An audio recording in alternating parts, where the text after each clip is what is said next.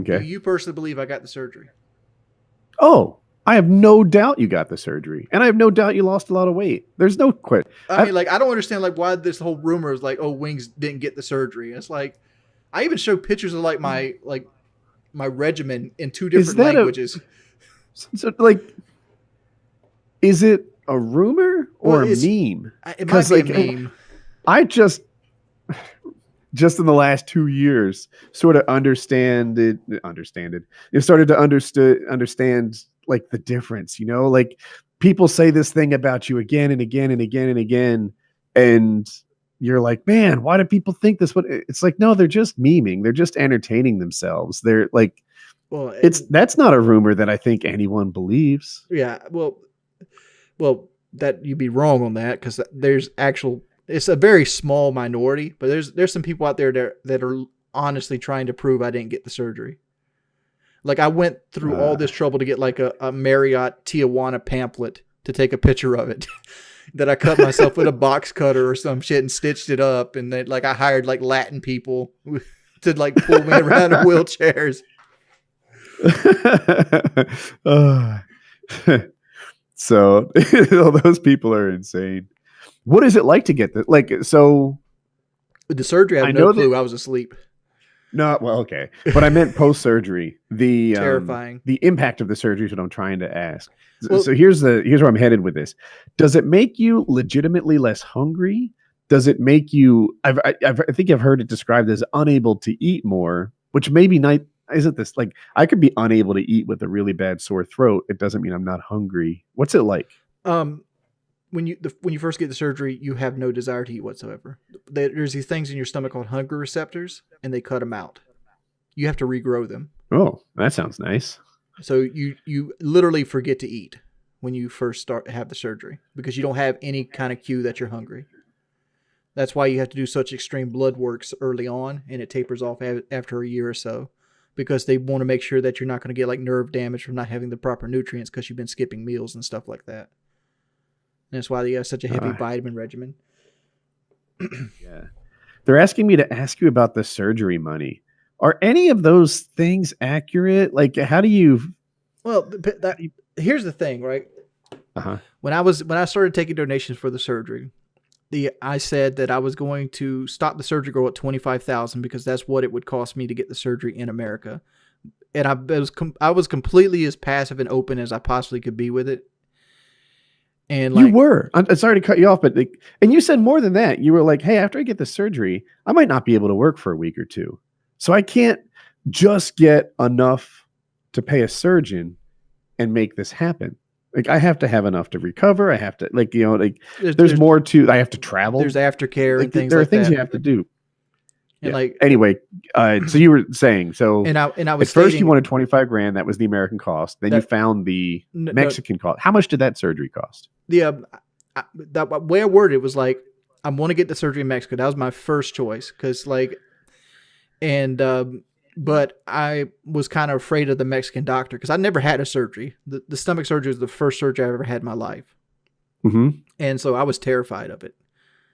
And like, I was legitimately scared of it. Like I was so scared of it, it probably slowed down me going to get it. Like there was probably a month or two I kind of like put it off because I could move slower than I needed to and I could drag my feet on some things. And I did. And there were some things that weren't true. Like you said you had bought plane tickets, but that wasn't true. No, I did. Those plane tickets were true. I have no reason to lie about it. They couldn't have been because you were like, I bought plane tickets, but I didn't choose a date. I can move them to any date I want. And no, I've just traveled enough that doesn't sound right. I went with Spirit Air. And I said, I want two round trip plane tickets to San Diego, but I don't know what day they are. And they gave me a deal. Uh-huh. And I basically just went back through and just gave them a date when I actually set a date. How did you, you bought them through an airline or like airline, Spirit Air? Went straight to the countertop at Myrtle Beach Airport. I mean, that's Spirit, and they sell them like that? Well, they did to me. Yeah. It's funny. I want to say I never heard of that, but I saw it in an episode of The Cosby Show once where they bought a vacation and let them choose their date. That's all. I've never seen. I've only flew on a plane twice. Well, it's been more than twice because I had to there was like 6 or 7 different planes I had to get on to go to Tijuana and back.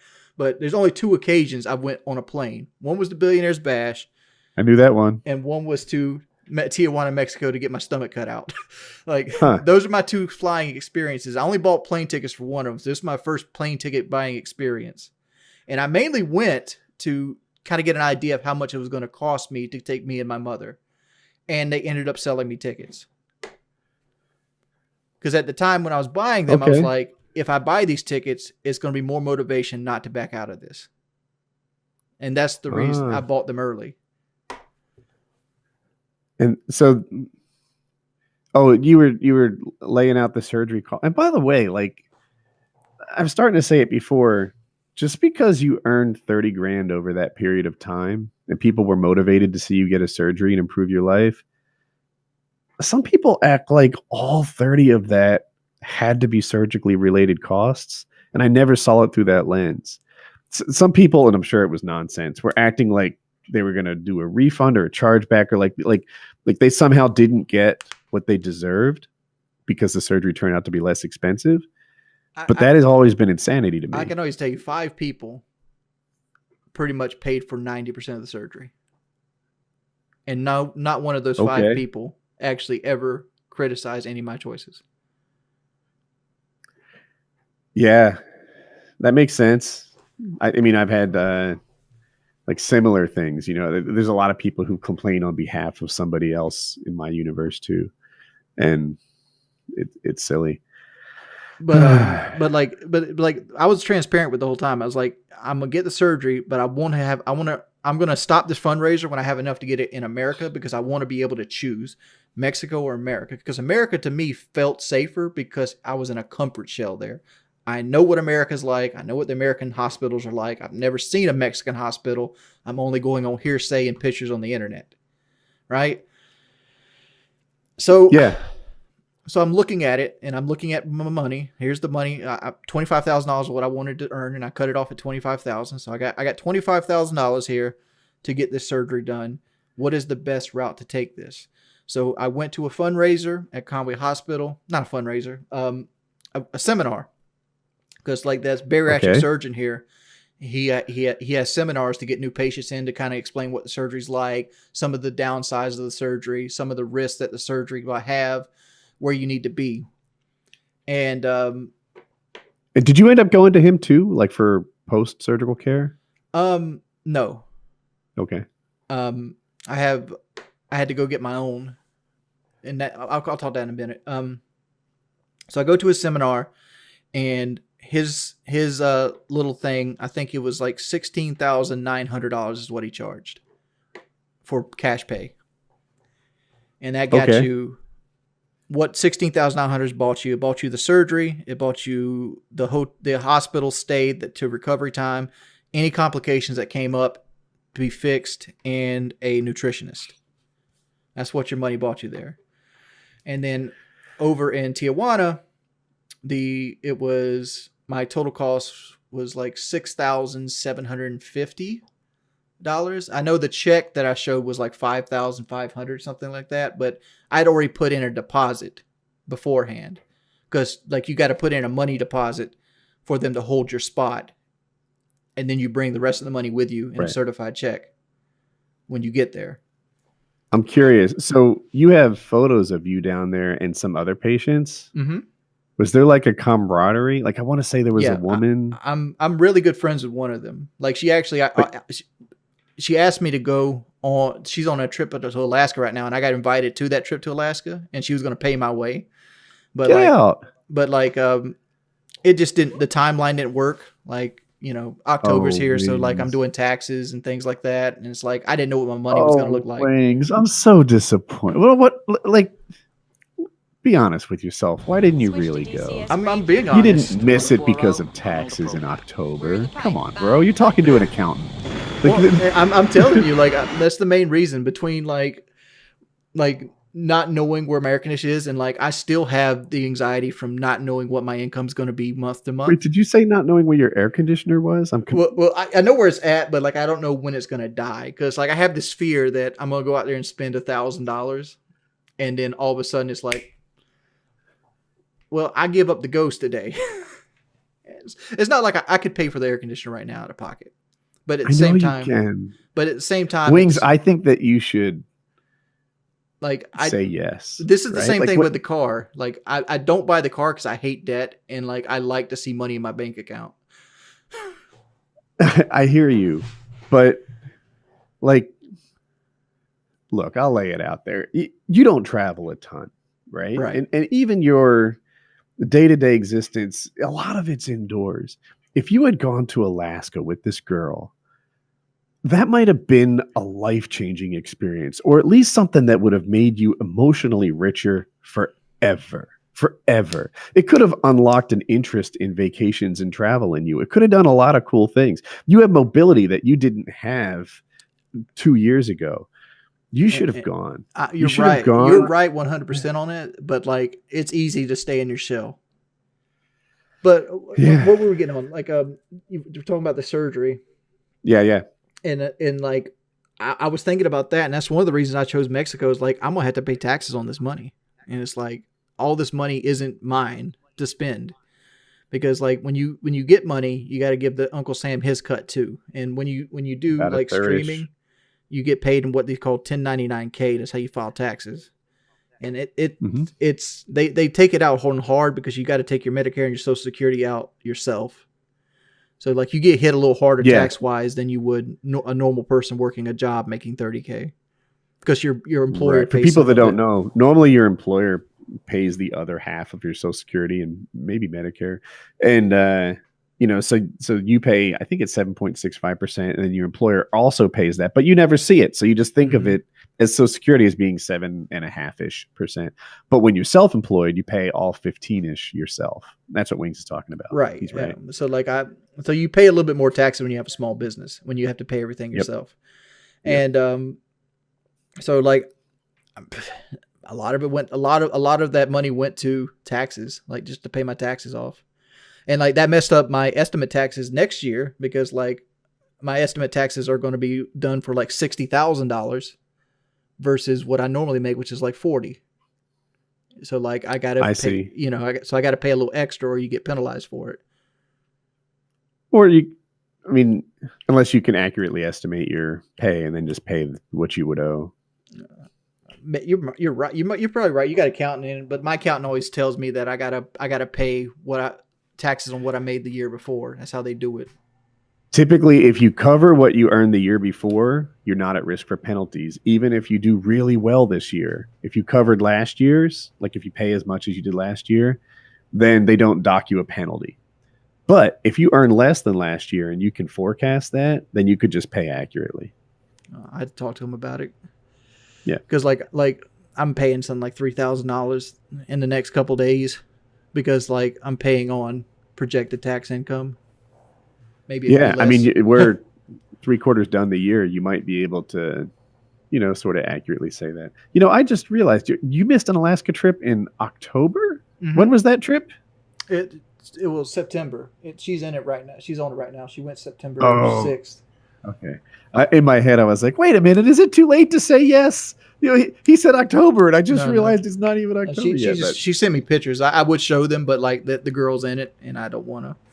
Yeah, I get that. And like I sent her a text just earlier because like she sent a picture of her like in front of this glacier, and like next to her feet is like a big gulp.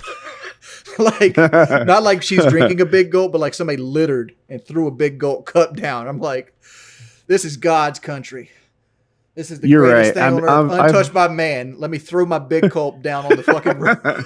You need to be selective about who you expose your audience to, know, because like you've got a rough audience. As a PKA host, though, I also have an audience that can be aggressive, and you just can't put everyone on stream.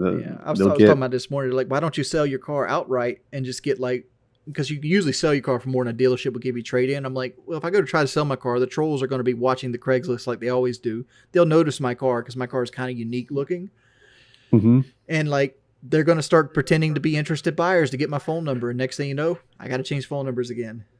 That's not fun. Yeah. Well, I think you can protect that through Craigslist. Can you? You could. You don't even have to put your phone number in there. You could use email or something. Yeah. But But like eventually, if they pretend well enough, I might be, well, this guy wants to come by. Hey, can I text you? I'm like, do I not give him my number to text me? I don't just be that sheltered against every person that tries to buy my Mustang and make it seem shady. Somebody wrote in all caps, "We're not fucking aggressive, Woody." I stand corrected. I think he was joking.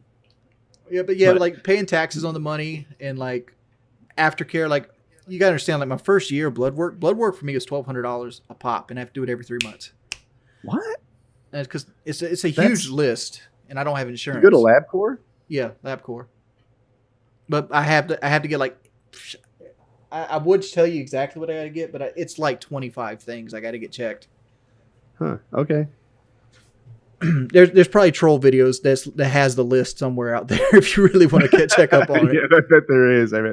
I was just saying because I've had to get blood work here and there, and it's always less, but it's actually a much shorter list too. I don't think I get 25 things done. Yeah, but there are companies that just do that. Like you can walk in, give them a list, and they'll take 2 or 3 vials of blood. And that price sounds really high. Well, it's LabCorp. I go to LabCorp every time. Oh, you go to LabCorp? Mm-hmm. Well, I guess it just is what it is. Yeah, I guess it's like they're the cheapest. Like if I went to the hospital wanted $1,800 for it. Yeah, I don't doubt it. Right, or even a doctor. Yeah. Like LabCorp is capitalism, doctor, where you know the price up front, and like you go to a hospital, it's just buried in obscurity. And I kind of like LabCorp because the person that takes my blood is a sweet old lady that has had the same surgery I've had. So she knows exactly what I'm going through. Oh. It's like somebody might have a legitimate question like, hey, Wings, I'm going to do weight loss surgery. What are my tips to provide you on? Because there's something in the weight loss surgery I didn't even touch on, how like the doctor hurt my feelings. Tell me about that. All right. So like at my heaviest, I was 472 pounds. Okay. That was at my heaviest, right? So one of the reasons I didn't get the surgery done in the United States is he wouldn't work on anybody over 400 pounds. Just wouldn't do it. He only had done 500 of them. So I had to get under 400 pounds to get the surgery done in America. Okay. So now I'm at a crossroad where it's like, do I take 8 months to lose the weight to get it done in America? Or do I get it done now? Because people are already getting antsy with me thinking I was stealing the money. Yeah. Okay. So, but the Mexican doctor wanted me to lose as much weight as humanly possible. That was his words to me. It's like, I will do the surgery, but you need to try your best to lose as much weight as possible. The more weight you lose, the easier the surgery is going to be on your body and me. So I'm like, all right, I'm doing this. I'm all in. I remember the last junk food I ate was 2 slices of pizza and a Meliella. I ate it, and that was it. It's a solid meal. That was it. And so I ate 2 vegetables a day. I drank a protein shake. I had a meat and a vegetable for dinner. I walked. I tried to walk 2,500 steps every day for 30 days. I lost, I think, 38 pounds in the month leading up to the surgery. Solid. I went from like 472 to I think I checked in at like 441. Mm-hmm. Something like that. Numbers not be completely right. No, it was the American doctor with the 400-pound. Yeah, the Mexican doctor wanted me to lose as much as possible. Wait, actually, so that cut off a little bit. The American doctor was any weight, but do your best, right? No, that the Mexican doctor was any weight, but do your best. The more you lose, the easier it's going to be on me and you. Roger that. Because fatty liver is something big people deal with, and it makes because you have to pick the liver up to get to the stomach, and when liver's overextended and fatty, it makes it slip on the tools. But the American doctor wouldn't work on anybody over 400 pounds. If you're 402 pounds, he'd send you to a nutritionist till you got under 400 pounds. Mm-hmm. But so I got there. I'm proud of myself. I lost 38 fucking pounds. Like, by myself, nobody helping me. I did everything myself.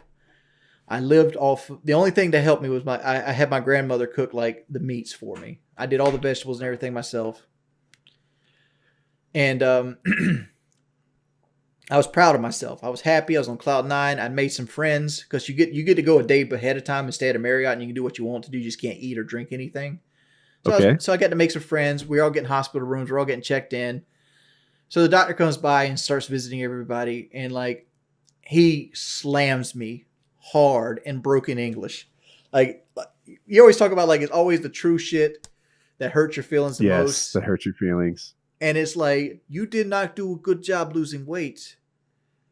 And like my pride kicked in right away because I was so proud of myself. I just started crying right there, and I got loud with him. I thought he was going to throw me out the hospital. Okay. Because like I'm like, dude, I did my fucking best. I lost 38 goddamn pounds. And you're trying to tell me I'm not doing my best. And like there was an English barrier there because he didn't understand that I was upset that he was telling me that.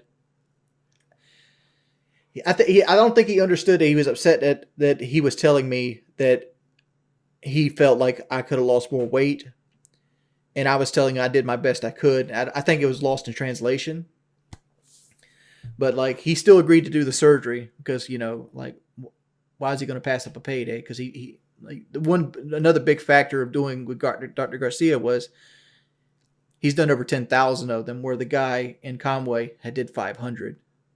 Huge difference. Huge difference. Like no matter where you're from, experience is king. Yeah, I there were other people who thought going to Mexico was a terrible idea, right? I remember the cat lady made a video, and some people just thought it was awful. I never did. I always thought that like this guy is a machine churning these things out again and again. This hospital is not going to be a shack with a, dirt floor. It's going to be the real deal. And I think that I can tell you one thing that made me uneasy about that hospital. Say it again. I can tell you one thing that made me uneasy about the hospital. Okay. When I went into surgery, they had a radio playing music in the surgery room. Well, that's normal. I've never been in surgery. Yeah, they usually wait till you're out. Oh yeah. No, they play music. Yeah. That's a they'll have a stereo system in the surgery room. So that I'm like, man, I'm in a third world fucking country, and they're listening to like some Latin jam. And I cut my big ass open. My dick's all flopped out on the table and everything. They've been playing La Cucaracha in this country for 30 years. That no, the music thing is totally normal. That's no big deal. Did they give you a medicine that they said was to make you less nervous? No, I didn't get any of that. And I also didn't get painkiller because I requested not to get painkiller. Oh, for after the surgery? Yeah. Switch to DCS ranging. Because like I don't want to do any painkiller if I don't have to. Right. Yeah, I'm like that too. And also, I usually don't get a positive impact. Now, the painkillers are a broad thing. I like ibuprofen and such, but what is the class of? Is it barbiturates? Is it opium? I'm not narcotics. Is what I'm going for. Like all that narcotic stuff, I feel kind of sick and dizzy, and it's not a pleasant experience for me. I think that the people who get addicted to it usually really, really enjoy it, and I don't like being on it, so I typically I would say again, like not getting the painkillers was actually probably the best way, because like after everybody getting the surgery, I was the only person up and actually walking and like feeling good. Everybody else was like walking zombies, and like they're vomiting and like they're high on painkillers, and they're also full of carbon dioxide. So for those you don't know, when you have surgery, they shoot carbon dioxide into your body to expand your skin, to basically help them. So they have room to work. To have room to work, right? Yeah. And the only way to get rid of this carbon dioxide is to sweat it out. So they want you to walk as much as humanly possible after the surgery to get this carbon dioxide out of your body, because it's got to come through your pores, and to make you feel better, because you're going to feel bloated. And like when you were hopped up on like painkillers, you'll sleep a lot, and it takes you a lot longer to get this carbon dioxide out of your body, so it makes you feel really bad.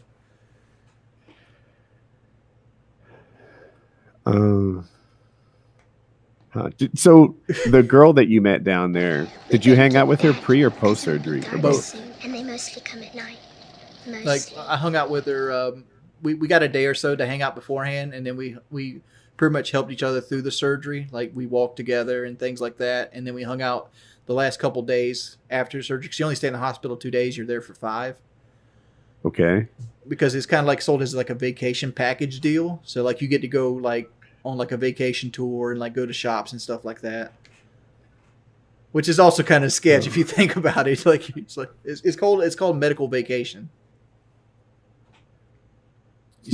I like it. Yeah, someone else in my universe went to Costa Rica for dental work, and I think he was happy with how it worked out. The American healthcare, it's good, but it's expensive. I would go back to Mexico for more work. I would. You would? Yes. Yeah. I would. Anybody is afraid to go to Mexico for healthcare, don't be. The hospital is just as clean as Conway Hospital, which I don't know if Conway Hospital is a good barometer, but it's the one I have. What if my primary concern is that my doctor will hurt my feelings? That seems like a real problem. Well, if you can't deal with like nurses that can't speak English, and you like